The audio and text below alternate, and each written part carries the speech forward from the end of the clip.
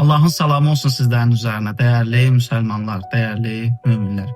Bildiyiniz kimi mübarək Ramazan ayındayıq və bu mübarək ayın ən mübarək gecələri Qədir gecələridir ki, bu ay ayın 8-i, 10-u və 12-sinə təsadüf edir. Bu gecənin məxsusi, bu gecələrin məxsusi əməlləri var ki, sizlərin nəzərinə çatdırmaq istəyirik ki, elə ilk əməl bu gecənin qüssunu almaqdır ki, niyyət edirik Qədir gecəsinin qüssunu alıram, qürbətən ilallah. Rəvayətlərdə qeyd olunur ki, yaxşı olar ki, elə gün batımı vaxtı bu qüsul alınsın və şam namazı da bu qüsulla qılınsın. Təbii ki, namaz üçün dəstəmaz almağımız lazımdır, amma qüsulu da məxsusi qeyd edilir. İkinci əməl bu gecə oyaq qalmaq, yəni əhya saxlamaq. Bu gecə məscidə getmək. Təbii ki, evdə də ibadət edə bilərsiniz, amma daha gözəli yaxşı olar ki, məscidə gedib cəmaatla birlikdə ibadət edəsiniz.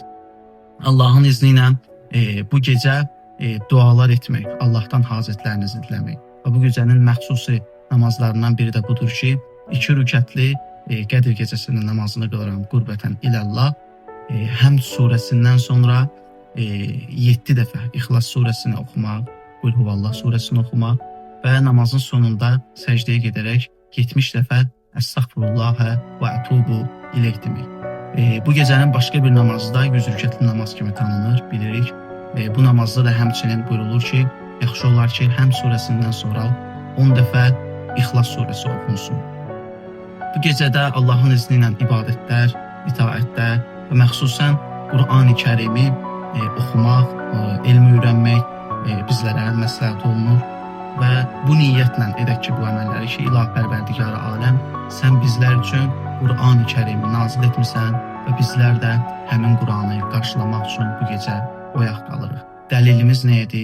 Təbii ki, Allah Mütealın bizlərə nazil etdiyi Qur'an-ı Kərimdir ki, Qur'an-ı Kərimin Qədir surəsinin elə ilk ayəsində bizlər üçün belə nəql olunur. Allah Müteal buyurur ki, İnnə ənzəlnəhu fi leylətil qədr. Biz həqiqətən Qur'anı Qədir gecəsində nazil etdik. Allah ibadət və itaətlərinizi qəbul etsin.